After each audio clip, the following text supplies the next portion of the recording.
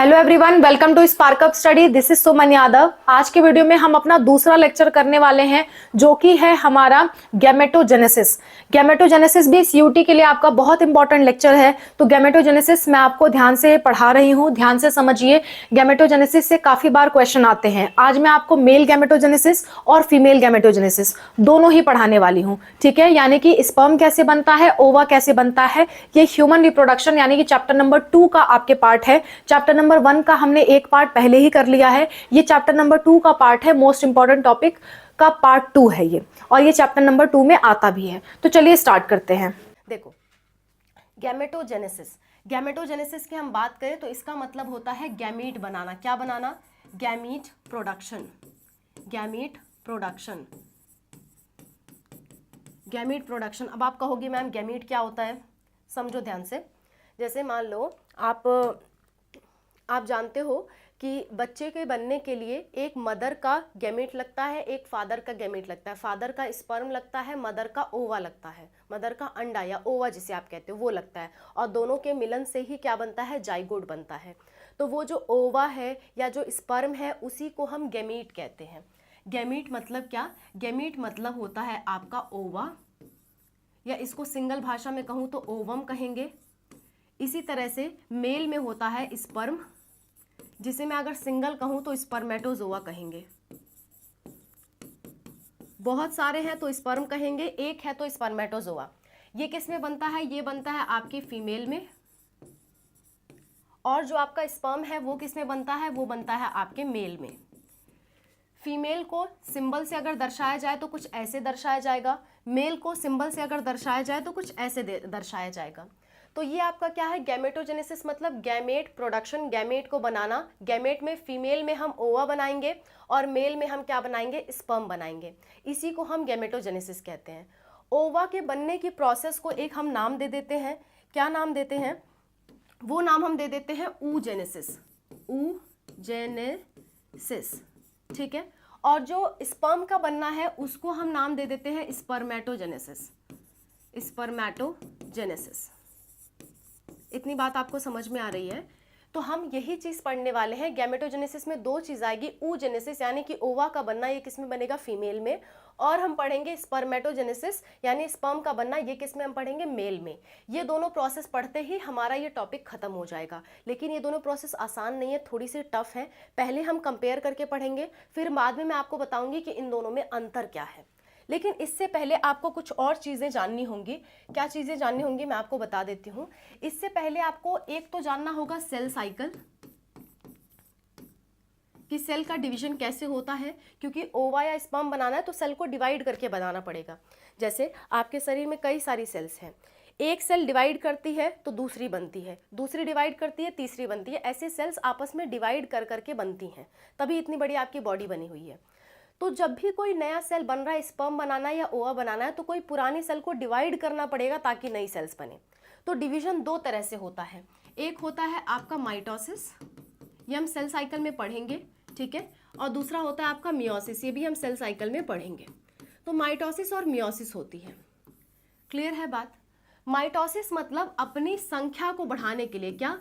अपनी संख्या, अपने नंबर को बढ़ाने के लिए होता है। संख्या बढ़ाने के लिए, संख्या बढ़ाने के लिए होता है ये। कभी भी संख्या अगर आप बढ़ाने हो तो आप क्या करोगे? माइटोसिस करोगे। कभी भी गैमेट बनाना हो यानी कि स्पर्म या ओवा बनाना हो गैमेट बनाने के लिए, तो आप क्या इस्तेमाल करोगे? मियोसिस। बात समझ में आ रही है? ये माइटोसिस मियोसिस एक्चुअल में क्या है, ये आपको मेनली तब समझ में आएगा जब हम सेल साइकिल पढ़ेंगे। मैं सेल साइकिल में ये दोबारा से रिपीट करूंगी मियोसिस माइटोसिस के बारे में, तो आप इसके लिए चिंता ना करो। अभी बस मान लो कि मियोसिस माइटोसिस नाम की दो चीजें होती हैं। अगर आपको मालूम है तो अच्छी बात है, नहीं मालूम है तो अभी के लिए बस ये नाम मान लो, मैं आपको पढ़ाऊंगी ये, ठीक है। अच्छा, तो संख्या बढ़ाने के लिए माइटोसिस इस्तेमाल होता है, मियोसिस इस्तेमाल होता है गैमीट बढ़ाने के लिए। एक और बात का ध्यान रखो, जैसे मान लो कोई सेल है, उस सेल के अंदर न्यूक्लियस होता है। न्यूक्लियस के अंदर 46 क्रोमोसोम होते हैं। 46 क्या होते हैं? क्रोमोसोम होते हैं। CHR से इंडिकेट करते हैं। अच्छा, 46 क्रोमोसोम मतलब 23 पेयर में पाए जाते हैं। तो जब पेयर में पाए जाते हैं तो हम इसे कहते हैं 2n। n मतलब कि 23 और 2 मतलब कि डबल, पेयर में है 2n। तो तो जब माइटोसिस से कोई सेल बनती है तो वो बनती है 2n, और जब मेयोसिस करने के बाद कोई सेल बनती है तो उसमें क्रोमोसोम्स जो है वो आधे हो जाते हैं, यानी कि ओनली 23 बचते हैं, तो इसे हम n कहते हैं, ना कि 2n। और n मतलब हैप्लॉइड, इसको अगर कुछ नाम दे दिया जाए तो हम कहेंगे हैप्लॉइड, इसे अगर कुछ नाम दे दिया जाए तो कहेंगे डिप्लॉइड। डाई मतलब होता है 2, तो 2n ऐसे आप याद रख सकते हो। थोड़ा सा ये कॉन्सेप्चुअल बात है, इसे समझे बिना हमारा जो गैमेटोजेनेसिस है वो हम समझ नहीं पाएंगे, इसलिए मैंने आपको बता दिया। जिसने भी सेल साइकिल पढ़ा है उसके लिए ये समझना आसान है, पर जिसने नहीं पढ़ा कोई बात नहीं, मैं पढ़ाऊंगी, अभी के लिए बस मान लो, ठीक है। चलो, इतनी बात समझ में आ गई। आगे की बात ध्यान दो, आगे की बात थोड़ी सी और कर लेते हैं। हम पढ़ने जा रहे हैं क्या, स्पर्मेटोजेनेसिस। एक तो हम oogenesis पढ़ेंगे, यानी कि ओवा का बनना, दूसरा हम पढ़ेंगे स्पर्मेटोजेनेसिस, है ना, स्पर्मेटोजेनेसिस। अब एक बात का ध्यान रखो, ये कहीं तो होगा, कोई जगह होगी ना जहां स्पर्मेटोजेनेसिस होगी। तो फीमेल का जब हम रिप्रोडक्टिव स्ट्रक्चर पढ़ते हैं तो ऐसा कुछ नजर आता है हमें, ऐसा कुछ फीमेल का रिप्रोडक्टिव स्ट्रक्चर होता है जहां पे यहाँ पे आपका होता है ओवरी, यहाँ पे क्या होता है, ओवरी होता है। दो अलग अलग कलर से बन गया, आप एक ही मान लो। ये क्या है, आपकी ओवरी होती है, और ओवरी के अंदर ही कुछ सेल्स होती हैं, कुछ कोशिकाएं होती हैं जिन्हें हम कहते हैं oogonia। इन्हीं oogonia की मदद से क्या होता है, oogenesis होता है। कैसे होता है अभी हम समझेंगे, पर जगह समझ लो कि फीमेल के यहाँ पेट के पास क्या होता है, यहाँ पे मतलब इस तरह का स्ट्रक्चर होता है पेल्विस रीजन में। अगर मैं आपको बताऊं, ये आपकी फीमेल है, ठीक है, ये कौन है, आपकी फीमेल है। फीमेल का ये वाला पार्ट, फीमेल का क्या, मेल का, ये वाले पार्ट को हम कहते हैं थोरैसिक रीजन, थोरैसिक। ये वाले पार्ट को हम कहते हैं एब्डोमेन,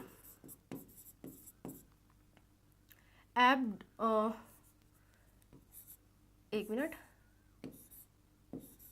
एब्डोमेन, ठीक है। और यहाँ पे जो नीचे का पार्ट है, यहाँ पे इस पूरे पार्ट को हम कहते हैं पेल्विस या पेल्विक रीजन कह सकते हो। तो पेल्विक रीजन में क्या होती है, ओवरी मिलती है। इतनी बात समझ में आ गई, ठीक है। सो ओवरी कहाँ मिलती है, पेल्विक रीजन में मिलती है, और ओवरी में कुछ सेल्स होती हैं जिसे हम oogonia कहते हैं, और इसी से क्या होता है, oogenesis होता है। क्लियर है, अच्छा। हमेशा याद रखना कि oogonia 2n होगी, यानी डिप्लॉइड होगी, जहां से शुरुआत हो रही है वो डिप्लॉइड होगा, ये याद रखना। इसी तरह से मेल की बात कर लेते हैं, इसको मैं पूरा मिटा देती हूँ फीमेल को। अब हम बात करें अगर मेल की, थोड़ा सा पेशेंस रखो, लास्ट तक पूरा समझ में आ जाएगा, कोई डाउट ही नहीं रहेगा आपको, ठीक है। अब हम बात थोड़ा कर लेते हैं मेल की। अगर हम मेल की बात करें तो मेल का अगर हम बॉडी बनाए तो इस तरह की कुछ बॉडी होती है मेल की, ठीक है।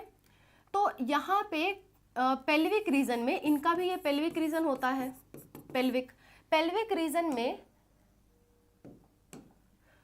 यहाँ पे पीनिस होता है और दो बॉल लाइक स्ट्रक्चर होते हैं, दो बॉल्स होते हैं, दो बॉल्स लाइक स्ट्रक्चर होते हैं। वो दोनों बॉल एक पाउच में होते हैं, उस पाउच को हम कहते हैं स्क्रोटम, स्क्रोटम। और इस पाउच के अंदर ऐसा कुछ पाउच होता है और इसके अंदर दो बॉल होते हैं, ऐसा कुछ पाउच होता है, इसके अंदर दो बॉल होते हैं। इन बॉल्स को हम कहते हैं टेस्टिस। एक को कहना होगा, अगर सिंगल को कहना है तो हम कहेंगे TES, ऐसा स्पेलिंग होगा, और दोनों को एक साथ कहना है तो ऐसा स्पेलिंग होगा, आई लग जाएगा। क्लियर है बात। ये जो पाउच है इसको हम कहते हैं स्क्रोटम या स्क्रोटल सैक कह देते हैं, स्क्रोटल सैक भी कह देते हैं, स्क्रोटल सैक, और या फिर स्क्रोटम कह दो, ठीक है। और इसके अंदर जो बॉल होते हैं उसे हम टेस्टिस कहते हैं। अब इस बॉल को थोड़ा सा जूम करके देखते हैं, तभी हमें समझ में आएगा कि एक्चुअल में कहाँ पे जो है वो आपका स्पर्मेटोजेनेसिस हो रहा है। तो फिर से मेल को बना लेते हैं हम, ये हमारा मेल था, ठीक है। मेल के यहाँ पे दो क्या है, दो आपके बॉल लाइक स्ट्रक्चर है जिसे हम टेस्टिस कहते हैं, ठीक है। तो टेस्टिस को एक बार हम अच्छे से बना लेते हैं, ऐसा कुछ होता है, ठीक है। ये एक जो है इसको हम क्या कह रहे हैं, टेस्टिस, एक को टेस्टिस कह रहे हैं, और अगर दोनों को कहना है तो यहाँ आई हो जाएगा ई की जगह, ठीक है, स्पेलिंग की बात है। अच्छा, अब इसके अंदर ना ऐसे कुछ बना होता है, ऐसे इस तरह से स्ट्रक्चर बना होता है, ठीक है। इस स्ट्रक्चर में कुछ ऐसे पतली पतली सी नलियां होती हैं, ट्यूब होती हैं। क्या होती हैं? ट्यूब। अगर इसको काट के देखा जाए तो ऐसा कुछ नजर आएगा और इसके अंदर क्या होगी? ट्यूब। इस ट्यूब को हम एक नाम देते हैं, इस ट्यूब का कुछ तो नाम होगा। इस ट्यूब का नाम होता है seminiferous tubule. Seminiferous tubule, tubule. और इसी ट्यूब के अंदर अगर झांक के देखो, जैसे मान लो ये ट्यूब इस तरह की है, इस ट्यूब को अगर जूम करके बनाऊं तो ऐसा बड़ी सी नली है, ऐसी बड़ी सी क्या है? नली है। इसके अंदर कुछ सेल्स होते हैं, कुछ क्या होते हैं? सेल्स होते हैं। इन्हीं सेल्स को हम कहते हैं स्पर्मेटोगोनिया, स्पर्मेटोगोनिया। और यही क्या बनाते हैं? यही आपके बनाते हैं स्पर्म। यही क्या बनाते हैं? स्पर्म। तो जैसे मैंने बताया था oogonia 2n होता है, वैसे स्पर्मेटोगोनिया भी क्या होता है? 2n होता है, यानी कि डिप्लॉइड होता है। इतनी बात क्लियर है? एक बार फिर से समझते हैं। फीमेल के पेल्विस रीजन में एक स्ट्रक्चर है जिसे हम कह रहे हैं ओवरी। ओवरी गोल सा प्रेजेंट है। ओवरी के अंदर कुछ सेल्स होती हैं जिसे हम कहते हैं oogonia। oogonia की मदद से क्या बनता है? ओवा बनता है, ठीक है। अब ओवा कैसे बनता है वो अभी हम पढ़ेंगे, लेकिन लोकेशन आपको समझ में आ गई। इसी तरह मेल की अगर हम बात करें तो मेल के बॉडी में पेल्विस रीजन में 2 बॉल्स लटके हुए नजर आते हैं, बॉडी के थोड़ा सा बाहर की तरफ होते हैं। उसका रीजन भी हम पढ़ेंगे आगे कभी, जब मैं डिटेल में लेक्चर लूंगी तब हम इसका रीजन पढ़ेंगे। वो जो लटके हुए बॉल्स होते हैं वो एक पाउच में लटके हुए होते हैं। उस पाउच को हम पूरा कहते हैं स्क्रॉटम या स्क्रॉटल सैक कहते हैं। और उसके अंदर जो 2 बॉल्स होते हैं उन बॉल्स को हम कहते हैं टेस्टिस। टेस्टिस को अगर काटा जाए तो उसमें दिखाई देगा बहुत सारे सेक्शन हैं, बहुत सारे सेक्शन हैं। और हर एक सेक्शन के अंदर 2 या 3 क्या होती हैं? पतली पतली ट्यूब होती हैं। उन ट्यूब को हम कहते हैं सेमिनिफेरस ट्यूब्यूल, ठीक है। पतली पतली सी नली होती है, उसे हम कहते हैं सेमिनिफेरस ट्यूब्यूल। उसके अंदर कुछ सेल्स होते हैं जिसे हम कहते हैं स्पर्मेटोगोनिया। और ये कैसे होते हैं? डिप्लॉइड होते हैं और यही आगे चल करके स्पर्म बनाते हैं। इतनी बात आपको क्लियर हो गई ना? अब हमारा स्पर्मेटोजेनेसिस और oogenesis स्टार्ट होता है, जो कि मेन गेमेटोजेनेसिस वाला पार्ट है। मेन जो हमारा टॉपिक है वो यहाँ से स्टार्ट होता है, ठीक है। तो चलो अब उस टॉपिक को पढ़ लेते हैं। देखो देखो, यहाँ से अब स्टार्ट होता है स्पर्मेटोजेनेसिस और दूसरा क्या है? oogenesis। स्पर्मेटोजेनेसिस कहाँ से स्टार्ट होगा? oogonia से। और ये कैसे होंगे? 2n यानी कि डिप्लॉइड। और oogonia भी कैसे होगा? 2n यानी कि डिप्लॉइड होगा। इतनी बात समझ में आ रही है कि ये दोनों कहाँ से आए? मैंने आपको समझा दिया डिटेल में कि स्पर्मेटोगोनिया कहाँ है, oogonia कहाँ है। तो वहीं पे क्या बनना स्टार्ट हो रहा है? स्पर्म बनना स्टार्ट हो रहा है। अब स्पर्मेटोगोनिया ना थोड़ा सा डिवाइड करते हैं, बहुत ज़्यादा अपनी संख्या को बढ़ाते हैं। अपनी संख्या को कैसे बढ़ाते हैं? माइटोसिस से। थोड़ा ये वाला डायग्राम देखो, एक मैं आपको डायग्राम दिखाती हूँ, वहां से आपको क्लियर हो जाएगा। वो एनसीईआरटी का डायग्राम है। देखो होता क्या है, स्पर्मेटोगोनिया अपनी संख्या को बढ़ाते हैं। कैसे? माइटोसिस से। और क्या बनाते हैं? प्राइमरी oocyte, ठीक है। इसी तरह से oogonia भी अपनी संख्या को बढ़ाते हैं। और संख्या को बढ़ाने के लिए कौन सा डिवीजन होगा? माइटोसिस होगा, जैसा कि मैंने आपको बताया था।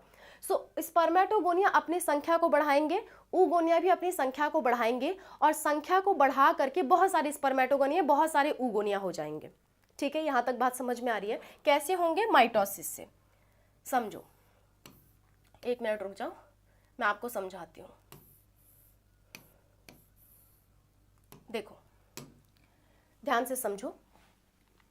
यहां पे हम बात कर रहे हैं स्पर्मेटोजेनेसिस की,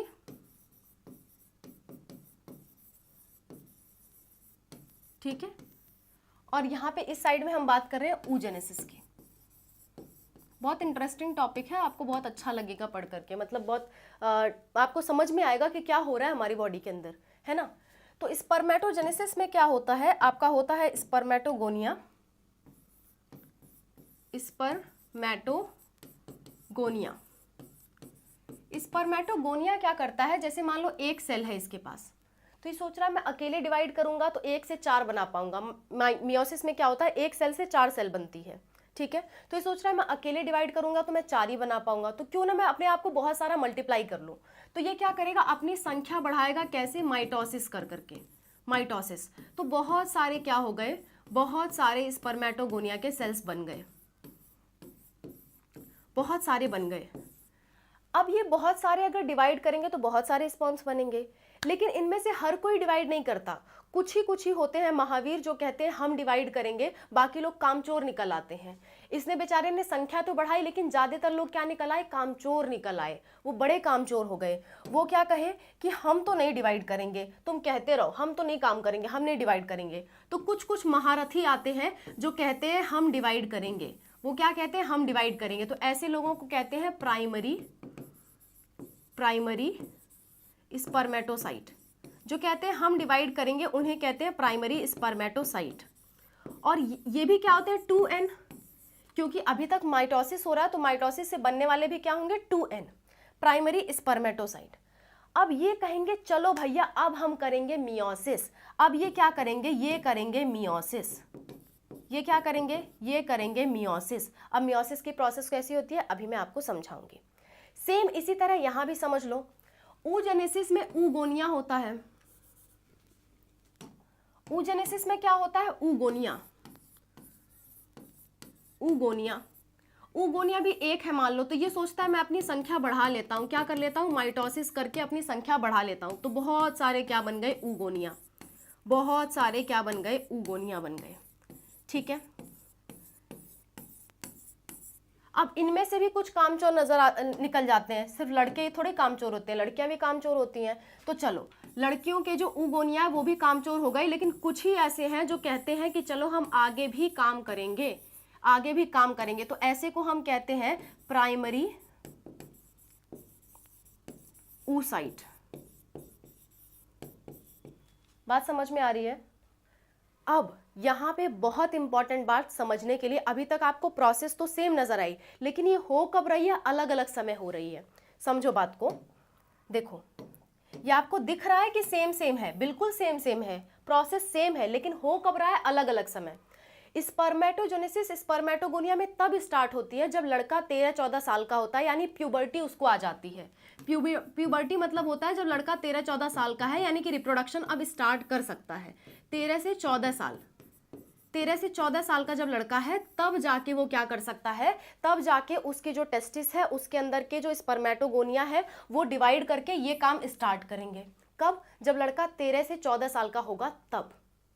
लेकिन ये जो लड़की होती है, इस लड़की जब ये माँ के पेट के अंदर होती है, मान लो कोई एक लड़की है वो अपने माँ के पेट के अंदर है, तो उसी समय जब वो अपने माँ के पेट के अंदर है तभी उस लड़की में उस लड़की की बॉडी बनना शुरू हो जाएगी। वो एक भ्रूण होगी, वो एक बच्चा होगी छोटी सी, तभी उसकी बॉडी बनना शुरू हो जाती है। और तभी से ही उसका ओवरी बनता है और ओवरी के अंदर ये सारी प्रोसेस हो जाती है तभी।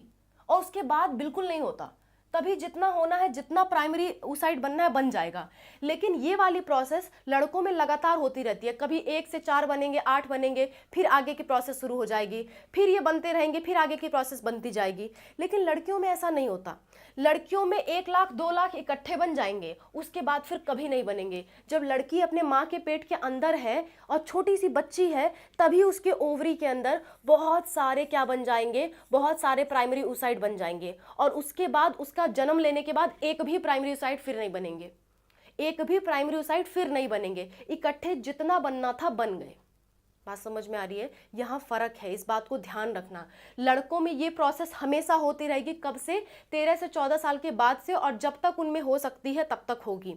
मतलब लगभग मान लो 50-60 साल तक होती है लगभग उनमें। ठीक है। सो 13 से 14 साल से स्टार्ट होगी और मतलब बहुत लंबे समय तक चलेगी। लेकिन लड़कियों में ये प्रोसेस जब वो बच्ची थी, अपने माँ के पेट के अंदर थी, तभी उसके ओवरी में ये प्रोसेस स्टार्ट हो गई। बात समझ में आ रही है। और जितना बनना था एक बार बन गए, उसके बाद अब फिर से ये प्राइमरी oocyte नहीं बनेंगे। क्लियर है इतनी बात? आगे बढ़ते हैं। इतनी बात क्लियर हो गई। तो ये भी आपके क्या होगा, 2n होगा। प्राइमरी स्पर्मेटोसाइट भी क्या है, मियोसिस 2n है, और ये भी क्या है, 2n है। और ये भी आगे चल करके क्या करेगा, मियोसिस। ठीक है। अब लड़का तो 13-14 साल का है, वो आगे मियोसिस करके स्पर्म बना रहा है। ठीक है भैया, बात समझ में आती है कि लड़का अब थोड़ा जवान होने लगा है, वो स्पर्म बना रहा है। ठीक है, बात समझ में आती है। लेकिन लड़की, वो तो अभी माँ के पेट के अंदर है। उसने तभी ये सारी चीजें बना ली जब वो माँ के पेट के अंदर है, एकदम छोटी सी बच्ची है। क्या वो रिप्रोडक्शन के लिए तैयार है? नहीं। तो उसको होश आता है, अरे बाबा ये क्या हो रहा है, ये तो मेरा मतलब उगोनिया बन रहा है, ओवा बन रहा है, अभी से थम जाओ, रुक जाओ, अभी नहीं बनाना। जब हम मैच्योरिटी में आएंगे, जब हम प्यूबर्टी में आएंगे, जब 12-13 साल 14 साल के होंगे, तब हम बनाना स्टार्ट करेंगे। तो उसको यहाँ जाके होश आता है कि मुझे रुक जाना चाहिए, मुझे रुक जाना चाहिए, अभी तो मैं छोटी सी बच्ची हूँ, मुझे रुक जाना चाहिए। तो उस समय जब मियोसिस फर्स्ट हो रहा होता है, तभी क्या होता है, प्राइमरी oocyte का डिवीजन रुक जाता है।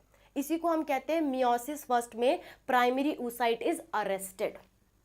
क्लियर है इतनी बात? एनसीईआरटी में एक लाइन लिखी हुई है, मियोसिस फर्स्ट में प्राइमरी oocyte इज अरेस्टेड, तो वहां वो रुक जाती है। अब ये भाई साहब तो नहीं रुकेंगे क्योंकि ये 13-14 साल के बाद स्टार्ट कर रहे हैं, लेकिन ये रुक जाएंगी क्योंकि इसने जब ये माँ के पेट के अंदर थी तभी से इसने ये बनाना स्टार्ट कर दिया, तो इसे रुकना पड़ेगा, लेकिन ये नहीं रुकेगा। तो ये नहीं रुकेगा तो कहाँ तक जाएगा उसको हम पढ़ लेते हैं। ठीक है, देखो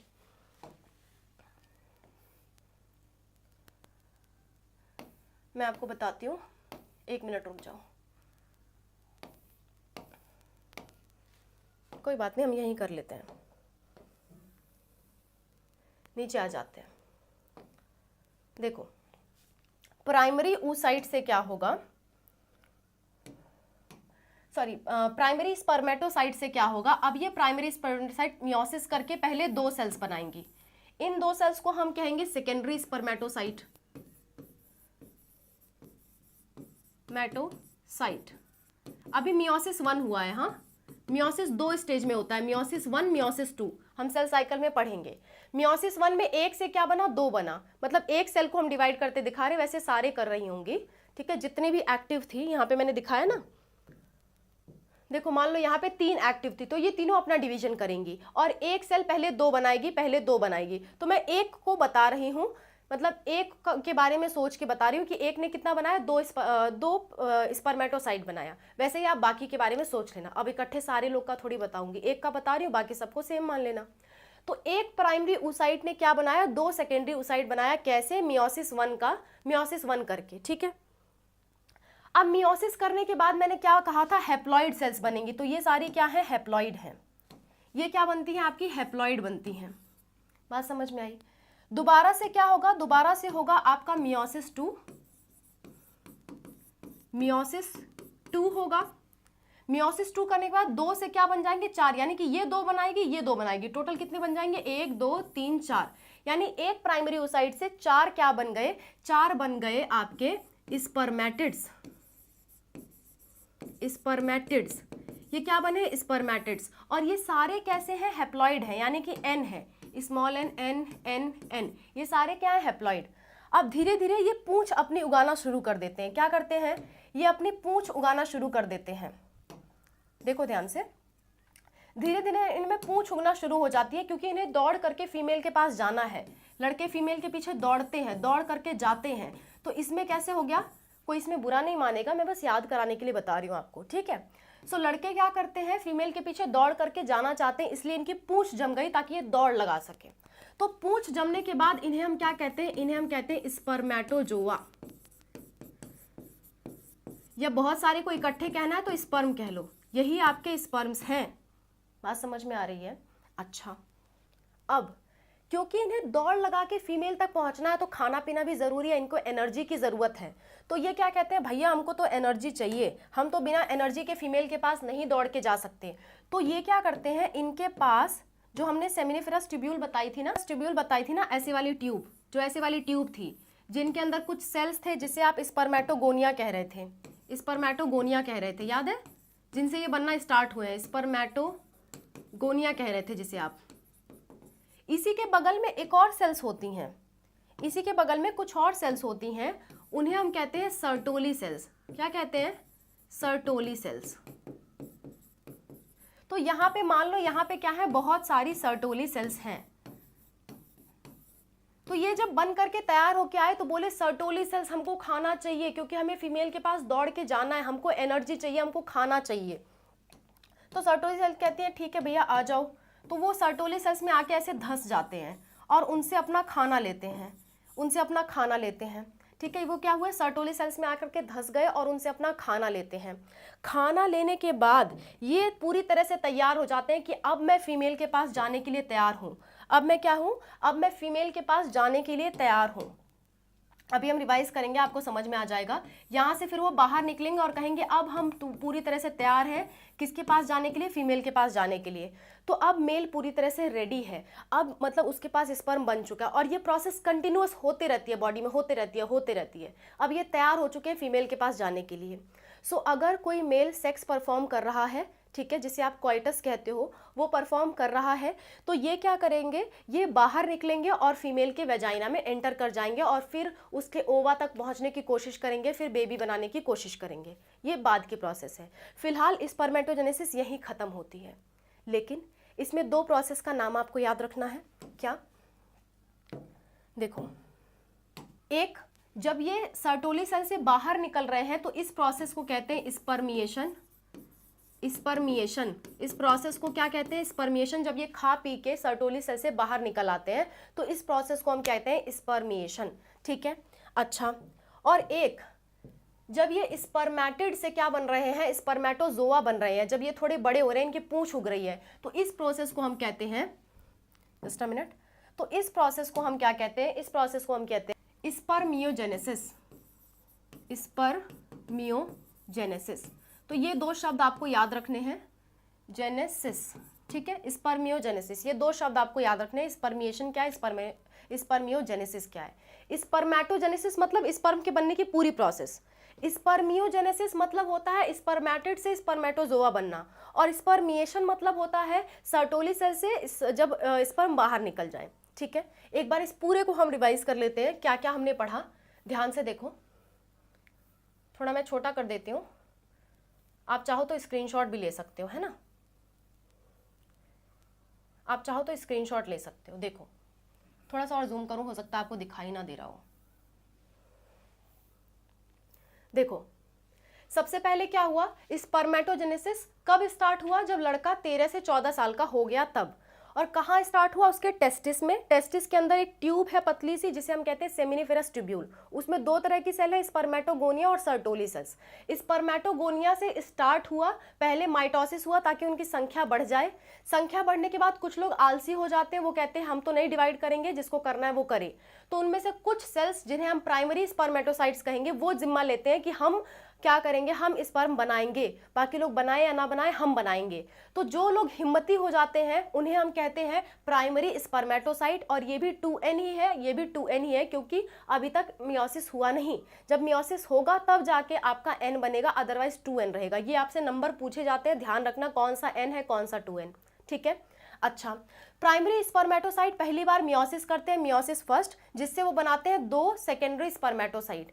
इसमें मियोसिस 2 होता है, 2 से क्या बन जाते हैं, 4 स्पर्मेटिड्स बन जाते हैं। ये 4 स्पर्मेटिड्स क्या करते हैं, स्पर्मियोजेनेसिस के द्वारा इनमें पूंछ उगाती है। ये पूंछ उगे हुए कहते हैं कि अब हम दौड़ लगा के फीमेल के पास जाएंगे, लेकिन हमारे पास तो खाना ही नहीं है, हम तो भूखे हैं। तो कहते हैं चलो हम सर्टोली सेल से क्या लेते हैं, न्यूट्रिशन लेते हैं। तो ये सर्टोली सेल में जाके धंस गए और इनसे पूरा न्यूट्रिशन इन्होंने ले लिया। न्यूट्रिशन लेने के बाद कहते हैं अब तो हम तैयार हैं, और स्पर्मिएशन प्रोसेस के द्वारा बाहर निकल जाते हैं। और अब ये कह रहे हैं हम तो पूरी तरह से तैयार हैं फीमेल के पास जाने के लिए। क्लियर है इतनी बात? तो यहाँ आपका स्पर्मेटोजेनेसिस खत्म होता है। ये कब हो रहा है? 13 से 14 साल के बाद लगातार मेल में होता जा रहा है, जब तक उसका रिप्रोडक्शन का एज खत्म ना हो जाए। पर डे लगभग ये प्रोसेस उनमें चलती जा रही है, किसी दिन कम किसी दिन ज़्यादा, किसी दिन कम किसी दिन ज़्यादा, ऐसा पर डे प्रोसेस उनके अंदर चलती जा रही है, जब तक उनका रिप्रोडक्टिव फेज है, जब तक उनके सेल्स काम कर रहे हैं, जब तक उनके हार्मोन्स काम कर रहे हैं, तब तक ये प्रोसेस चलती जाएगी। कब से? 13 से 14 साल के बाद से। ठीक है, इतनी बात क्लियर है? क्लियर है। अब आ जाते हैं फीमेल के पास कि फीमेल के पास क्या हो रहा है। फीमेल के बारे में भी बात कर लेते हैं, फिर से दोनों लोग को कंपेयर करके रिवाइज करेंगे, आपका पूरा चैप्टर फिर खत्म हो जाएगा। देखो, अब ध्यान दो, आ जाते हैं अपने मेन साइज पे। देखो, जस्ट अ मिनट, देखो स्पर्मेटोजेनेसिस पूरा तैयार हो गया। oogenesis कहाँ स्टार्ट हो रहा था? जब लड़की अपने माँ के पेट के अंदर थी, छोटी सी एकदम बच्ची थी, अभी वो पैदा भी नहीं हुई है, तभी उसके ओवरी में ऊगोनिया ने डिवीजन स्टार्ट कर दिया। लड़के में 13-14 साल के बाद हो रहा था, लेकिन लड़की में जब वो अपने माँ के पेट के अंदर है, छोटी सी बच्ची है, तभी उसके अंदर ओवरी बन गई है, तभी उसके अंदर उगोनिया बन गई है और उगोनिया ने डिवाइड करना स्टार्ट कर दिया। उगोनिया ने डिवाइड करना स्टार्ट कर दिया और उसने क्या बना दिया, प्राइमरी oocyte बना दिया। प्राइमरी oocyte बनाने के बाद वो आगे का डिवीजन भी करने लगी। मियोसिस फर्स्ट अपना उसने स्टार्ट कर दिया। देखो जरा ध्यान से, उसने मियोसिस फर्स्ट अपना स्टार्ट कर दिया। और मियोसिस में भी कई फेज होते हैं। मियोसिस में प्रो फेज होता है, मेटा फेज होता है, एना फेज होता है, टीलो फेज होता है, ऐसे फेज होते हैं। और प्रो फेज में भी कई सारे फेज होते हैं, मतलब लेप्टोटिन, जाइगोटिन, पैकेटिन, डिप्लोटिन, ऐसे कई सारे स्टेट होते हैं। तो ये मियोसिस फर्स्ट के जब प्रो फेज में आती है, प्रो फेज 1 के डिप्लोटिन में आती है। ये शब्द भी याद रखना, कई बार पूछा गया है। अब आप कहोगे मैम ये सब क्या है, डिप्लोटिन, प्रोफेज फर्स्ट, तो मैं सेल साइकिल में पढ़ाऊंगी बच्चों, प्लीज थोड़ा सा यहाँ पे याद रख लो। सेल साइकिल में ये चीज हम एकदम क्लियर कर लेंगे, उसके बाद दोबारा से आप ये वाला टॉपिक देख लेना, एकदम 100% आपका क्लियर हो जाएगा। सेल साइकिल में बहुत जल्द करा दूंगी। सेल साइकिल बहुत इंपॉर्टेंट है और बहुत जल्द मैं आपको करा दूंगी, ठीक है। देखो, तो प्राइमरी oocyte क्या कहते हैं कि प्राइमरी oocyte अभी होश में नहीं आया, वो मियोसिस फर्स्ट में आए और मियोसिस फर्स्ट के प्रोफेज फर्स्ट के डिप्लोटिन फर्स्ट में आ गए। तब उन्हें होश आता है, अरे बाप रे, ये मैं क्या कर रहा हूँ, ये मैं क्या कर रही हूँ, मेरे ओवरी के अंदर अभी से, जब मैं छोटी सी बच्ची हूँ, अभी मैं पैदा भी नहीं हुई, तभी मेरे अंदर ओवा बनना स्टार्ट हो गया, तभी मैं रिप्रोडक्शन करने लायक हो जाऊं। नहीं नहीं नहीं, हम ऐसा नहीं होने देंगे। हम जब 13-14 साल के होंगे तब हम ये प्रोसेस स्टार्ट करेंगे। लेकिन अब पीछे तो जा नहीं सकते, तो सोचती है कि चलो अभी ही रुक जाते हैं, कोई बात नहीं, कम से कम अभी रुक जाएं। तो यहाँ पे क्या हो जाती है, यहाँ पे ये इस फेज को अरेस्ट कर लेती है, अरेस्ट। तो प्राइमरी oocyte जो है वो अरेस्ट हो जाती है कौन से फेज में, मियोसिस फर्स्ट के, प्रोफेज फर्स्ट के, डिप्लोटिन फर्स्ट में, ठीक है। इतनी बात क्लियर है आपको। सो उसको होश आ गया कि मुझे अब नहीं करना, मुझे अब डिवीजन नहीं करना। लेकिन जितना बनाना था वो इतनी ज़्यादा एक्टिव थी कि उसने सारा ही बना डाला। मेल क्या करता है, मेल स्पर्मेटोसाइट से स्पर्मेटोगोनिया से प्राइमरी स्पर्मेटोसाइट समय समय पे बनाता रहता है, लेकिन फीमेल को जितना बनाना था उसने इकट्ठे बना लिया। अब वो एक भी प्राइमरी oocyte नहीं बना सकती अपने जन्म के बाद। ये लाइन आपको ध्यान रहे, अभी मैं पढ़वाऊंगी, ठीक है। अच्छा, अब ये क्या हो गई, अरेस्ट हो गई। फिर क्या होगा, ये कभी तो पैदा होगी और कभी तो 13-14 साल की होगी, है ना। तो मान लेते हैं इसका बर्थ हो गया, यहां से ये चीज अलग कर लेते हैं। इसका क्या हो गया, बर्थ हो गया। आफ्टर इसका क्या हो गया, बर्थ हो गया। और बर्थ के बाद इसकी क्या आ गई, प्यूबर्टी आ गई। क्या आ गई, प्यूबर्टी आ गई। बर्थ के बाद क्या आ गई, प्यूबर्टी आ गई। अब प्यूबर्टी के बाद वापस से मियोसिस फर्स्ट क्या हो जाएगी, मियोसिस फर्स्ट रीस्टार्ट होगी। मियोसिस फर्स्ट रीस्टार्ट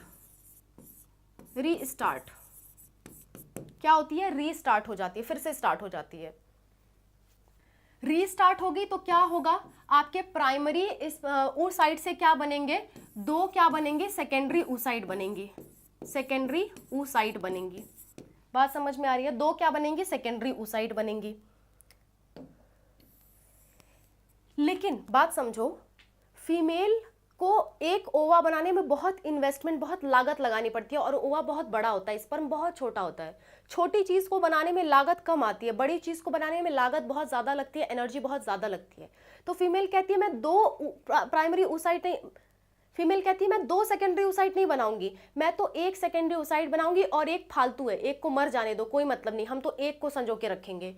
तो एक जो होता है, एक सेकेंडरी oocyte बनने की जगह एक छोटा, जस्ट अ मिनट, एक जो होता है वो सेकेंडरी oocyte बनने की जगह छोटा सा,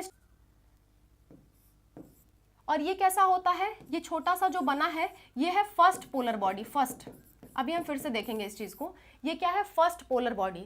यानी कि फीमेल के प्राइमरी oocyte ने जब डिवाइड किया, मियोसिस 1 कंप्लीट किया, तो उसने एक सेकेंडरी oocyte बनाया, एक पोलर बॉडी। पोलर बॉडी का काम अभी तक हम लोग ढूंढ नहीं पाए, इसका कोई खास काम होता नहीं है, ठीक है। तो अब सेकेंडरी oocyte आगे बढ़ेगी और ये क्या करने लगेगी, मियोसिस 2। क्या करने लगेगी, मियोसिस 2। मियोसिस 2 में भी कई सारे फेज होते हैं, प्रोफेज, मेटाफेज, एनाफेज, टीलोफेज, ये सब फेज होते हैं। तो ये जैसे ही मेटाफेज 2 में आती है, मियोसिस का ही एक पार्ट है मेटाफेज 2, हम सेल साइकिल में पढ़ेंगे। जैसे ये मेटाफेज 2 में आती है वो सोचती है ठहर जाओ ठहर जाओ, मैं अपनी एनर्जी क्यों बर्बाद करूं, मुझे तो लड़के के पीछे भागना ही नहीं है, मुझे तो लड़कों के पीछे नहीं भागना है, तो मैं अपनी एनर्जी क्यों बर्बाद करूं, क्यों और डिवाइड करूं। इसको फिर से होश आता है, या अभी बेहोशी में चलती रहती है, फिर से इसको होश आता है कि मैं क्यों अपनी एनर्जी वेस्ट करूं, मैं क्यों अपने आप को बर्बाद करूं। मैं तब तक नहीं एनर्जी वेस्ट करूंगी जब तक लड़का मेरे पास दौड़ के आ नहीं जाता। सो जब तक स्पर्म आ नहीं जाएगा इसके पास, तब तक ये जो सेकेंडरी oocyte है वो डिवाइड ही नहीं करेगी, वो डिवाइड ही नहीं करेगी। वो ऐसे मर जाएगी, उसे ठीक है, उसे मंजूर है, लेकिन वो डिवाइड नहीं करेगी जब तक स्पर्म नहीं आ जाता। तो मियोसिस 2 में फिर से क्या हो जाती है, ये अरेस्ट हो जाती है। और कब तक अरेस्ट रहती है, जब तक स्पर्म ना आ जाए, जब तक क्या ना आ जाए, जब तक स्पर्म ना आ जाए। जैसे ही स्पर्म एंट्री होगी, स्पर्म एंट्री होगी, जैसे ही स्पर्म एंट्री होगी तो ये क्या होगी, ये सेकेंडरी oocyte जो है, ये सेकेंडरी oocyte जो है वो वापस से डिवाइड करेगी, ठीक है, ये सेकेंडरी oocyte जो है वो वापस से डिवाइड करेगी और एक छोटी सी फिर से वैसा बनाएगी, ये कहेंगे हम second polar body, second polar body. और दूसरा क्या बनाती है, ये बनाती है ओवम, इसी का तो इंतजार था, ये क्या बनाती है, ओवम बनाती है। बड़ी कॉम्प्लेक्स प्रोसेस, लेकिन रिवाइज करते हैं, याद हो जाएगा। समझो बात को, एक बार रिवाइज कर लेते हैं, हाँ तुरंत याद हो जाएगा। ध्यान से सुनो, फीमेल जब अपने माँ के पेट के अंदर है तभी क्या होता है, उसके ओवरी में प्राइमरी oocyte बनना स्टार्ट हो जाता है, और प्राइमरी oocyte बनने के बाद वो मियोसिस फर्स्ट अपना स्टार्ट कर देती है। जितना उसको बनाना था प्राइमरी oocyte वो इकट्ठे बना देती है, उसके बाद एक भी प्राइमरी oocyte नहीं बनेगा, इकट्ठे वो जितना बना पाएगी बना देगी। मान लेते हैं 1 लाख प्राइमरी oocyte उसने बनाया, जन्म लेने के बाद 1 लाख उसने प्राइमरी oocyte बनाया, फिर वो धीरे धीरे मियोसिस फर्स्ट में एंटर करने लगती है। और जैसे ही मियोसिस फर्स्ट के प्रोफेस फर्स्ट के डिप्लोटिन फर्स्ट में आई, उसे होश आया, अरे बाप मैं ये क्या कर रही हूँ, मैं तो अभी छोटी सी बच्ची हूँ, मैं रिप्रोडक्शन के लिए अपने आप को कैसे तैयार कर रही हूँ, मैं तो अभी बहुत छोटी सी बच्ची हूँ। तो वो अपने जो पूरा मतलब प्राइमरी oocyte है उसको मियोसिस फर्स्ट के डिप्लोटिन फर्स्ट स्टेज में अरेस्ट कर देती है, रोक देती है, अरेस्ट, रुक जाओ अभी नहीं करना, जब हम 13-14 साल के होंगे तब करेंगे। तो जैसे ही इसका जन्म होता है और वो 13-14 साल की होती है, तो सारे जो प्राइमरी oocyte होते हैं वो आपके धीरे धीरे, जैसे मान लो 1 लाख थे, तो ऐसा नहीं कि 1 लाख सीधा सीधा मतलब क्या बना देंगे, आपके सेकेंडरी oocyte बना देंगे इकट्ठे, नहीं नहीं नहीं, हर महीने 1 महीने में एक प्राइमरी oocyte आएगा और वो क्या करेगा, वो अपना मियोसिस 1 कंप्लीट करके सेकेंडरी oocyte बनाएगा। फिर सेकेंडरी oocyte अटक जाएगा, किसमें, मेटाफेज 2 में। वो सोचता है जब तक स्पर्म नहीं आएगा तब तक मैं ओवम क्यों बनाऊं, तब तक मैं ओवम क्यों बनाऊं। वो ओवम नहीं बनाता जब तक स्पर्म नहीं आ जाता। तो स्पर्म आया तो उसने ओवम बनाया, और अगर स्पर्म नहीं आया तो वो मेंस्ट्रुअल साइकिल से होते हुए जो लड़कियां होती हैं उनके पीरियड्स के थ्रू बाहर निकल जाता है, उसका काम खत्म, ठीक है। मेंस्ट्रुअल साइकिल में लड़कियों के पीरियड्स के थ्रू, ब्लड के थ्रू वो बाहर निकल जाता है, कौन, सेकेंडरी oocyte।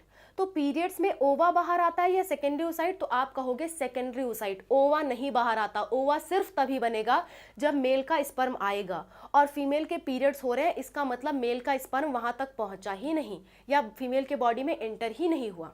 बात समझ में आ गई, क्लियर है। फिर से एक बार रिवाइज करते हैं क्योंकि फीमेल वाला पार्ट थोड़ा टफ है, एक बार फिर से रिवाइज करते हैं, ध्यान से सुनो। फीमेल, जैसे मान लो कोई मदर है, मदर के पेट के अंदर एक छोटी सी बच्ची है, फीमेल है, उस छोटी सी बच्ची में ओवरी बनना स्टार्ट हो गया, और ओवरी के अंदर oogonia ने डिवाइड करके क्या बनाया, प्राइमरी oocyte बना लिया। प्राइमरी oocyte फिर से डिवाइड होके मियोसिस फर्स्ट के प्रोफेस फर्स्ट के डिप्लोटिन फर्स्ट में आया। तो जैसे ही वो आया तो उसे होश आया, अरे मैं तो छोटी सी बच्ची हूँ, मैं ओवा क्यों बनाने जा रही हूँ, मैं रिप्रोडक्शन की तैयारी क्यों कर रही हूँ, मैं तो अभी बहुत छोटी सी बच्ची हूँ, मैं तो अभी माँ के पेट के अंदर हूँ, तो मैं रिप्रोडक्शन क्यों स्टार्ट कर रही हूँ। उसे होश आ गया तो वो कहती है रुको, अरेस्ट, रुक जाओ, अरेस्ट हो गए तुम, रुक जाता है। तो वो क्या होता है, मियोसिस फर्स्ट के प्रोफेस फर्स्ट के डिप्लोटिन फर्स्ट में रुक जाता है, कौन, प्राइमरी oocyte रुक जाता है, अरेस्ट हो जाता है। फिर लड़की का जन्म होता है, जन्म होने के बाद वो उसका बचपना आता है, फिर जाकर के वो प्यूबर्टी आती है, 12-13 साल की होती है। अब कितने प्राइमरी oocyte थे हमारे पास? 1 लाख लगभग प्राइमरी oocyte थे। उसमें से जैसे जैसे वो बड़ी होती जाती है वैसे वैसे कुछ प्राइमरी oocyte खत्म होते जाते हैं, मरते जाते हैं, वो लोग डिमोटिवेट होता जाते हैं, अरे हम तो रिप्रोडक्शन के लिए बनने जा रहे थे, अब क्या काम, इसने 13 साल इंतजार करा दिया, तो वो धीरे धीरे मरने लगते हैं। तो जैसे फीमेल प्यूबर्टी तक आती है उसके पास 60,000 से 80,000 तक oocyte, प्राइमरी oocyte बचते हैं। ठीक है, प्राइमरी oocyte वहाँ पे बचते हैं। कब? जब वो 12 से 13 साल की होती है। अब 12 से 13 साल की हो गई, अब उसे मन किया कि हाँ अब चलो रिप्रोडक्शन के लिए अपने आप को तैयार कर सकते हैं। ठीक है, तो लेकिन सोचती है सारे को इकट्ठा क्यों करना, ये तो बचपन में हमने बेवकूफ़ी कर ली थी कि सारे को इकट्ठा बना दिया था, फिर आधे से ज़्यादा मर गए, हमारे लगभग आधे हमारे मर गए, तो क्या फ़ायदा इकट्ठे सबको सेकेंडरी oocyte बना देने का, हम तो एक एक करके बनाएंगे। महीने में एक प्राइमरी oocyte क्या बनता है? सेकेंडरी oocyte बनता है। ठीक है, और सेकेंडरी oocyte बनने के बाद भी मियोसिस सेकेंड की स्टेज में वो अटक जाता है, अरेस्ट हो जाता है। वो सोचती है जब तक स्पर्म नहीं आ जाता तब तक हम अपने प्राइमरी oocyte को सेकेंडरी oocyte को ओवा नहीं बदलने देंगे, और अगर स्पर्म आया तो ठीक है, नहीं तो मेंस्ट्रुएशन के थ्रू इस सेकेंडरी oocyte को हम बहा देंगे क्योंकि अब हमें इसकी ज़रूरत नहीं। फिर अगले महीने क्या होगा? एक प्राइमरी oocyte एक सेकेंडरी oocyte में बदलेगा और मेटाफेज सेकेंड में जाके अरेस्ट हो जाएगा। स्पर्म आया तो ठीक है, नहीं आया तो फिर से पीरियड्स के थ्रू वो बाहर निकल जाएगा। फिर अगले महीने क्या होगा? फिर अगले महीने एक और प्राइमरी oocyte क्या बनाएगा? सेकेंडरी oocyte बनाएगा। फिर वो मेटाफेज 2 में अरेस्ट हो जाएगा। फिर स्पर्म आया तो ठीक है, नहीं आया तो फिर से पीरियड्स के थ्रू वो बाहर निकल जाएगा। इतनी बात समझ में आ रही है? तो ये पूरी प्रोसेस होती है फीमेल में। अब इसको हम कंपेयर करके देख लेते हैं। आई नो थोड़ा सा आपको टफ लगा होगा लेकिन इंटरेस्टिंग था। ठीक है, देखो यहाँ तक सब कुछ सेम था, लेकिन बस इसके बचपन में ये चीज़ हो रहा था और मेल में क्या हो रहा था, जब वो 13 से 14 साल का है तब हो रहा था। फिर सारी प्रोसेस होते होते आई, मेल में एक स्पर्मेटोगोनस से 4 स्पर्म बने, लेकिन फीमेल में एक से एक ही ओवा बन पाता है क्योंकि 2 क्या बन जाती हैं? पोलर बॉडी बन जाती हैं। ये भी बात का आपको ध्यान रहे। ठीक है, इतनी बात क्लियर है? अब यही फीमेल का नखड़ा खत्म नहीं होता, फीमेल एक और नखड़े दिखाती है। क्या नखरे दिखाती है मैं बताती हूँ आपको। देखो, oogenesis, क्या अभी नखरा वाली बात हम पढ़ रहे हैं इसी में आएगा। oogenesis मतलब प्रोडक्शन ऑफ ओवा फ्रॉम oogonia। ये तो हम समझ चुके हैं कि ओवा का प्रोडक्शन कैसे, oogonia से। स्टार्टेड एम्ब्रियोनिक डेवलपमेंट स्टेज, जब माँ के पेट के अंदर वो है तभी वो स्टार्ट हो जाता है। oogonia से क्या बनना? oogonia से प्राइमरी oocyte बनना, तभी स्टार्ट हो जाता है। इतनी बात क्लियर है? All the oogonia are formed in fetal stage. Fetal होता है, ये फीटल है। फीटल स्टेज मतलब कि जब वो बच्ची है, माँ के पेट के अंदर है, तभी जितने भी oogonia है वो क्या बना देते हैं? वो बन जाते हैं, और वो क्या बना देते हैं? वो बना देते हैं प्राइमरी oocyte। इसके अलावा इसके बाद एक भी प्राइमरी oocyte नहीं बनेगा। क्लियर है? Meiotic division get temporarily arrested in meiosis first के प्रोफेज फर्स्ट में, और अगर बहुत ज्यादा एक्यूरेट कहूं तो इसमें भी डिप्लोटीन फर्स्ट में। डिप्लोटीन फर्स्ट में क्या होता है? अरेस्ट हो जाता है। कौन अरेस्ट हुआ है? प्राइमरी oocyte अरेस्ट हुआ है। ठीक है, अब प्राइमरी oocyte तब तक इंतजार कर रहा है जब तक वो क्या ना बना दे, जब तक वो मतलब 13-14 साल की ना हो जाए, तब तक प्राइमरी oocyte सारे इंतजार करें कि कब मैं सेकेंडरी oocyte में बदलूंगा, कब मैं सेकेंडरी oocyte में बदलूंगा। लेकिन वो इंतजार करने में वो क्या हो रहे हैं? कुछ लोग मरते जा रहे हैं। लगभग 1 लाख थे जब उसका जन्म हुआ था, तो धीरे धीरे कुछ लोग इंतजार में सूखते जा रहे हैं, मरते जा रहे हैं। तो बॉडी सोचती है क्यों ना इनको ना हम प्रोटेक्ट करके रखें, क्यों ना इनको हम प्रोटेक्शन दें ताकि ये मरे ना। तो बॉडी क्या करती है, फीमेल की बॉडी, कि प्राइमरी oocyte को सराउंड कर देती है, मतलब घेर घार देती है a layer of granulosa cell से। किससे? ग्रैन्युलोसा सेल से उसको घेर घार देती है। और जब कोई प्राइमरी oocyte कुछ सेल से घिर जाता है ताकि वो सूखे ना, वो मरे ना, तो उसे हम कहते हैं प्राइमरी फॉलिकल। उसे हम क्या कह देते हैं? उसे हम कहते हैं प्राइमरी फॉलिकल। जब तक फीमेल का वो अरेस्ट है तब तक सारे प्राइमरी oocytes कैसे बन चुके हैं? Primary follicles. क्या बन चुके हैं वो? प्राइमरी फॉलिकल्स बन चुके हैं। ठीक है, अब primary follicle degenerate during the phase from birth to puberty. अब ये प्राइमरी फॉलिकल्स में भी कुछ मतलब कुछ का प्रोटेक्शन काम नहीं आता, वो भी कुछ मर जाते हैं। फिर हमारे पास एट लास्ट 60,000 से 80,000 सिर्फ बचते हैं। शुरुआत में कितने थे? 1 से 2 लाख थे, 1 लाख के लगभग थे शुरुआत में, 1 से 2 लाख थे। और लास्ट में कितने बचते हैं प्यूबर्टी के समय? 60,000 से 80,000। हर एक ओवरी में, ओवरी 2 होती है, हर एक ओवरी में 60,000 से 80,000 बचते हैं। कौन? Primary follicle. हमने उसे घेर घाट दिया है, प्राइमरी oocyte को बहुत सारी ग्रैन्युलोसा सेल से हमने घेर दिया है, और घेरने के बाद उस पूरे स्ट्रक्चर को हम कह रहे हैं प्राइमरी फॉलिकल। अभी मैं बना के बता दूंगी, ठीक है। Primary follicle surrounded by more layer, आगे चल के और भी लेयर से घिरते हैं, क्योंकि उन्होंने देखा कि एक लेयर से हमने घेरा तो भी मरते जा रहे हैं, तो बॉडी सोचती है क्यों ना उसको और तगड़ा घेर दिया जाए। और तगड़ा जब घेर देते हैं तो, और ग्रैन्युलोसा सेल से जब घेर देते हैं तो उसे हम कहते हैं सेकेंडरी फॉलिकल। सेकेंडरी फॉलिकल धीरे धीरे कन्वर्ट हो जाती है टर्सरी फॉलिकल में, और उसके अंदर एक कैविटी बन जाती है जिसमें पानी भर जाता है, जिसे हम कहते हैं एंट्रम। उस कैविटी को आप समझो, इस बात को। मैं जानती हूँ आपको ये बात समझ में नहीं आई, मैं हूं ना समझाने के लिए, फिक्र नहीं करो, मैं हूं ना समझाने के लिए। देखो, फीमेल है, मैं जानती हूँ ये टफ पार्ट है, पर पढ़ना तो पड़ेगा ना बच्चों, ठीक है, पढ़ना तो पड़ेगा, है ना। फीमेल है, फीमेल का क्या है? फीमेल के ऊगोनिया से क्या बना? ऊगोनिया से बन गया प्राइमरी oocyte। क्या बन गया? Primary oocyte। और ये क्या हो गया? अरेस्ट हो गया है, अरेस्ट हो गया है। तो प्राइमरी oocyte मान लो ऐसा दिखता था, ये क्या था? हमारा प्राइमरी oocyte था।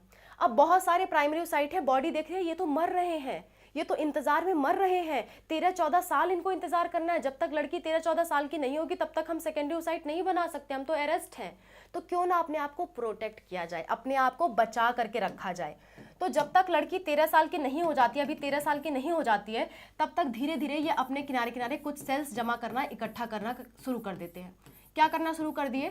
कुछ सेल्स इकट्ठा करना शुरू कर दिए। बात समझ में आ रही है? इन सेल्स को हम कहते हैं ग्रैन्युलोसा सेल्स। ग्रैन्युलोसा सेल्स इकट्ठा करना शुरू कर दिए। अब इस पूरे स्ट्रक्चर को, अब ये पूरा का पूरा स्ट्रक्चर, इसको प्राइमरी oocyte तो हम कहेंगे नहीं, क्योंकि ऊपर से इसके क्या घिर गया? Granulosa cells. ये तो पीला वाला प्राइमरी oocyte है ना, तो अब इस पूरे को हम कह देते हैं प्राइमरी फॉलिकल। अब प्राइमरी फॉलिकल भी बॉडी देखती है, कुछ समय तक प्राइमरी फॉलिकल बने रहे, अब बॉडी देखती है प्राइमरी फॉलिकल भी मरने लगे हैं, प्राइमरी फॉलिकल भी क्या हो रहे हैं? मर रहे हैं, धीरे धीरे मर रहे हैं, खत्म हो रहे हैं इंतजार में। तो बॉडी सोचती है क्यों ना इसको और घेर दिया जाए, और प्रोटेक्ट कर दिया जाए, ताकि ये मरे ना, ताकि ये सूख करके मरे ना। तो बॉडी क्या करती है? इन्हें और घेर देती है। ये आपका क्या है? ये आपका है प्राइमरी oocyte, ठीक है। तो आपका क्या है? Primary oocyte। और प्राइमरी oocyte के किनारे किनारे क्या है? ये बहुत सारे ग्रैन्युलोसा सेल्स हैं, बहुत सारे ग्रैन्युलोसा सेल्स हैं। अब बॉडी सोचती है इतने तो पहले से थे, अब लाओ इसे और घेर देते हैं, लाओ और घेर देते हैं, और थोड़ा सा प्रोटेक्शन बढ़ा देते हैं। क्या कर देते हैं? और थोड़ा सा प्रोटेक्शन हम बढ़ा देते हैं, और थोड़ा सा प्रोटेक्शन बढ़ा देते हैं। प्रोटेक्शन बढ़ाने के बाद क्या होगा? अब इस पूरे स्ट्रक्चर को हम कहेंगे सेकेंडरी फॉलिकल। क्या कहेंगे इसे? Secondary follicle. और धीरे धीरे ये सेकेंडरी फॉलिकल, ये आपस में क्या है ना, ये आपस में टकराते टकराते टकराते टकराते छोटा सा बीच में स्पेस बना देते हैं। क्या बना देते हैं? छोटा सा स्पेस बना देते हैं। समझो बात को, मैं जानती हूँ थोड़ा टफ है, लेकिन मैं आपको इजी से इजी वे में बताने की कोशिश कर रही हूँ। ऐसे से क्या होगा? अच्छा, जब ये चीज मतलब धीरे धीरे स्पेस बनाते हैं ना, तो उसी दौरान जब तक ये ऐसा था, अब ये क्या होगा? अब ये धीरे धीरे टकराते टकराते टकराते टकराते अपने किनारे थोड़ा सा स्पेस जनरेट कर लेंगे। तो ये हमारा क्या है? ये हमारा है प्राइमरी oocyte, और इसके किनारे किनारे क्या है? बहुत सारे ग्रैन्युलोसा सेल्स हैं। क्या है? बहुत सारे ग्रैन्युलोसा सेल्स हैं। क्या है? बहुत सारे ग्रैन्युलोसा सेल्स हैं। इतनी बात समझ में आ रही है? बहुत सारे क्या है? ग्रैन्युलोसा सेल्स हैं, बहुत सारे हैं। लेकिन कुछ सेल्स क्या होते हैं? आपस में किनारे होने लगते हैं। यहाँ पे आपस में किनारे होने लगते हैं, ऐसे किनारे किनारे होने लगते हैं, आपस में टकरा उकरा के ऐसे किनारे होने लगते हैं, ठीक है। तो यहाँ पे एक बीच में एक कैविटी बन जाती है, मतलब खाली जगह बन जाती है। इस खाली जगह के अंदर हल्का हल्का फ्लूइड भर जाता है कुछ, तो इस जगह को हम कहते हैं एंट्रम। क्या कहते हैं इसे? इसे हम कहते हैं एंट्रम। एंट्रम मतलब fluid filled cavity. Fluid filled cavity क्या कहते हैं?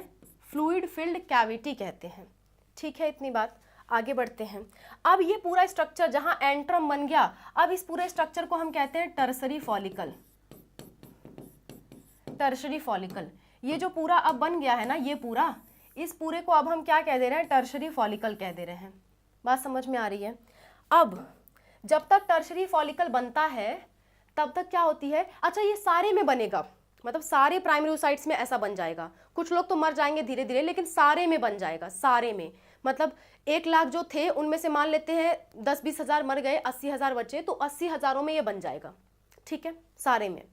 उसके बाद जब तक ये बनता है तब तक फीमेल क्या हो जाती है, जब तक ये धीरे धीरे बनता है तब तक फीमेल क्या हो जाती है, 13 से 14 साल की हो जाती है, यानी कि उसकी प्यूबर्टी आ जाती है। तब तक क्या होता है, उसकी प्यूबर्टी आ जाती है। अब प्यूबर्टी आने के बाद, ये तो सारे लोग बने थे, लेकिन प्यूबर्टी आने के बाद वो होशियारी करती है, कहती है महीने में हम एक ही को आगे चल करके सेकेंडरी oocyte बनाएंगे, बाकी लोगों को नहीं बनाएंगे, हर महीने एक एक को बनाएंगे। तो लगभग कितने हैं आपके, 60,000 से 80,000 बचे हुए हैं। तो आपके एक एक करके, एक ओवरी से एक बार, एक ओवरी से अगली बार, इस महीने इस ओवरी से, दूसरे महीने इस ओवरी से, ऐसे एक एक करके वो क्या करती है, अपना सेकेंडरी oocyte बनाती है। ठीक है, तो ये जो प्राइमरी oocyte है वो इसी के अंदर, ये ऐसा पूरा स्ट्रक्चर है, इसी के अंदर क्या बना लेता है, डिवाइड होके वो बना लेता है सेकेंडरी oocyte। देखो ऑरेंज कलर से दिखा रही हूँ, यानी कि ये क्या हो गया, सेकेंडरी oocyte बना दिया। और साइड में कहीं छोटा सा पोलर बॉडी बन जाता है, जिसे हम कहते हैं first polar body. First polar body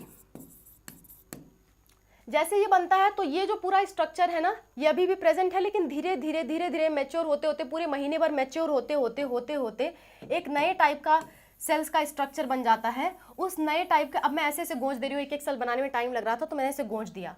अब उसे हम कह देते हैं Graafian follicle.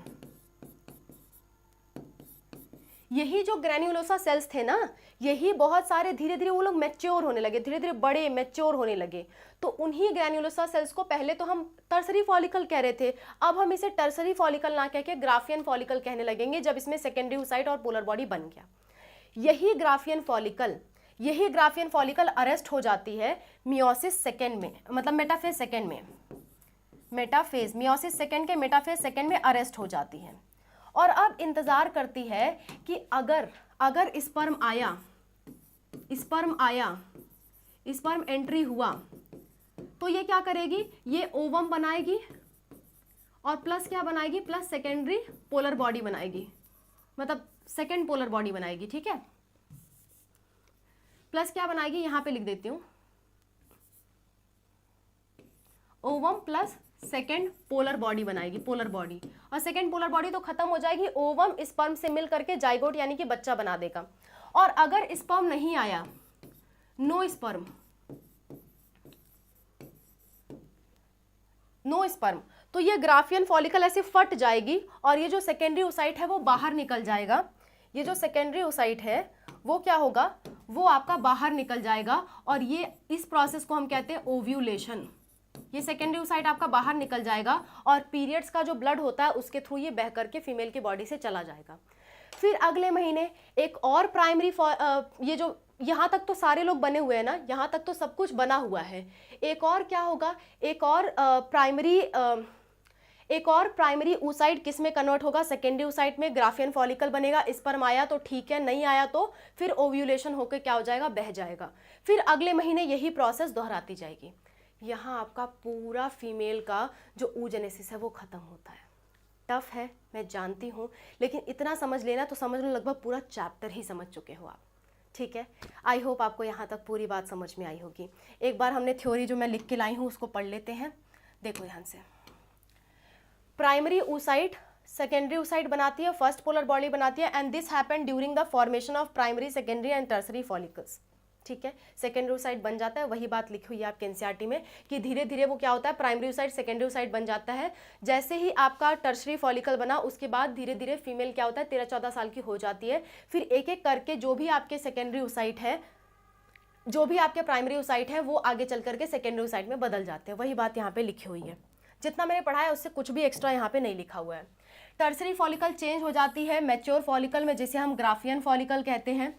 Secondary oocyte secondary oocyte, ये कुछ और लिखा था, सेकेंडरी ओसाइट से टर्सरी फॉलिकल बनता, और टर्सरी फॉलिकल में एक और बात याद रखना, वहाँ पे एक लेयर बन जाती है जिसे हम कहते हैं जोना पेल्यूसिडा। यहाँ पे थोड़ा सा ध्यान रखो, एक और छोटी सी चीज़ भूल गए हम, ठीक है, उसको भी कर लेते हैं। जब यहाँ पे टर्शरी फॉलिकल बना, इसे हम टर्शरी फॉलिकल कह रहे हैं ना, तो जब ये टर्शरी फॉलिकल बना तो यहाँ पे एक लेयर बन जाती है, यहाँ पे एक लेयर बन जाती है इसके किनारे किनारे, इसके किनारे किनारे क्या बन जा रही है, एक लेयर। उस लेयर को हम कहते हैं जोना पेल्यूसिडा, जोना पेल्यूसिडा। इस चीज को हम लिखना भूल गए थे, बस इतना सा भूल गए थे, बाकी सब सही है। तो सेकेंडरी ओसाइट के किनारे किनारे क्या हो जाती है, जोना पेल्यूसिडा बन जाती है। ग्राफियन फॉलिकल रप्चर हो जाता है और रिलीज कर देता है सेकेंडरी ओसाइट को, और दिस प्रोसेस को हम ओव्यूलेशन कहते हैं। और ये क्या होता है, अगर स्पर्म एंट्री हुआ तो ओवा बन जाएगा, स्पर्म एंट्री नहीं हुआ तो ये आपके मेंस्ट्रुएशन यानी कि पीरियड ब्लड के थ्रू बाहर निकल जाएगी। मेंस्ट्रुएशन से पीरियड्स के ब्लड जो आते हैं उससे ये बाहर निकल जाएगा। क्लियर है इतनी बात? अच्छा, ये आपका एनसीईआरटी में इमेज दे रखा है, वही बात है कि प्यूबर्टी में स्पर्मेटोसाइट से प्राइमरी स्पर्मेटोगोने से प्राइमरी स्पर्मेटोसाइट बना, फिर सेकेंडरी स्पर्मेटोसाइट, फिर स्पर्मेटिड, फिर स्पर्मेटोजोआ। यहाँ पे भी वही चीज़ दे रखा है, ऊगोनिया से प्राइमरी oocyte, प्राइमरी से सेकेंडरी और पोलर बॉडी बना, सेकेंडरी से ओवम बना और आपका सेकेंड पोलर बॉडी बना। इतना सा आपका है, ये सबसे इंपॉर्टेंट टॉपिक था आपके ह्यूमन रिप्रोडक्शन का। आई होप आपको पूरा समझ में आया होगा। इसके अलावा भी कोई दिक्कत, कोई परेशानी होती है कमेंट में ज़रूर मेंशन करना। मैं और अनूप सर आपकी हेल्प के लिए तैयार है।